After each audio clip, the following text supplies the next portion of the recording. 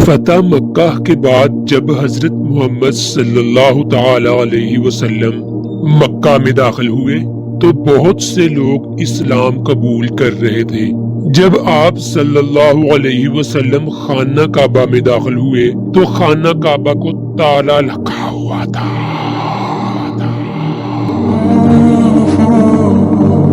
چابی عثمان ابن طلحہ جو کہ اس وقت عثمان نہیں تھا اس کے پاس تھی۔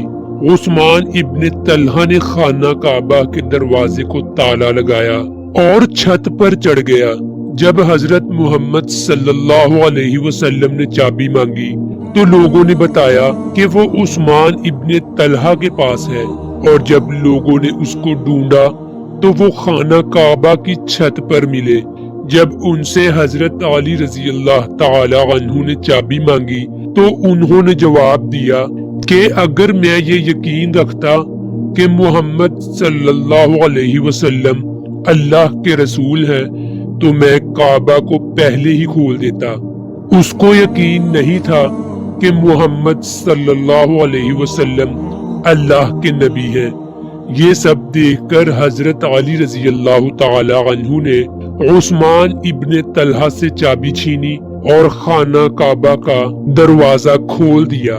آپ صلی اللہ علیہ وسلم خانہ کعبہ کے اندر داخل ہوئے اور 2 رکعت نماز ادا کی۔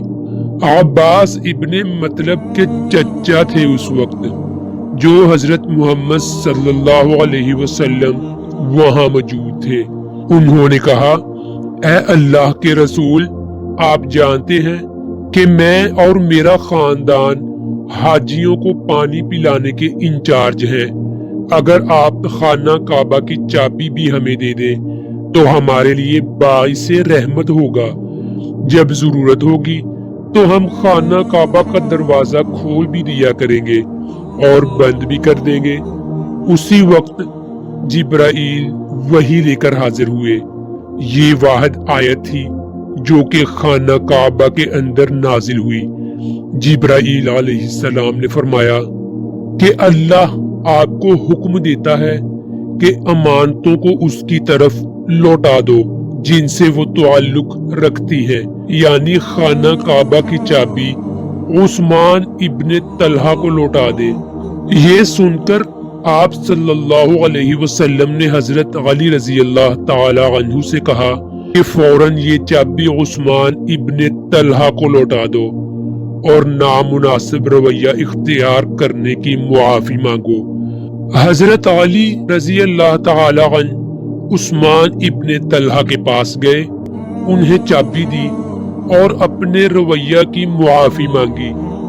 عثمان ابن طلحہ بہت حیران ہوا اور حضرت علی رضی اللہ تعالی عنہ سے پوچھنے لگا، اے علی، ابھی کچھ دیر پہلے تو تم مجھ سے غصہ ہو رہے تھے اور زبردستی چابی چھین کر لے گئے، اور اب تم رحم دلی والا معاملہ کر رہے ہو، یہ سب کیا؟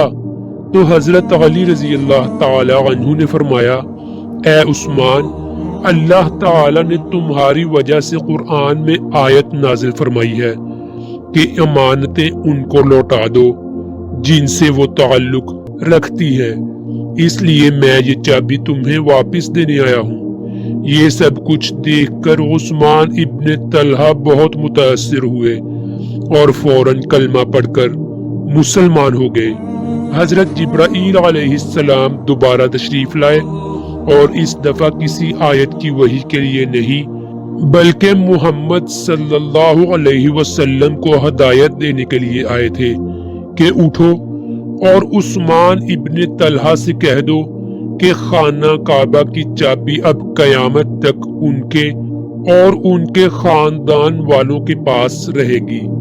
آپ کو بتاتے چلے، آج بھی خانہ کعبہ کی چابی عثمان ابن طلحہ کے ہی خاندان والوں کے پاس موجود ہے۔ سعودی عرب جائیں تو دیکھیں گے کہ اس صحابی کی فیملی کو پولیس پروٹوکول حاصل ہے اور گورنمنٹ کی طرف سے سیکیورٹی بھی دی گئی ہے۔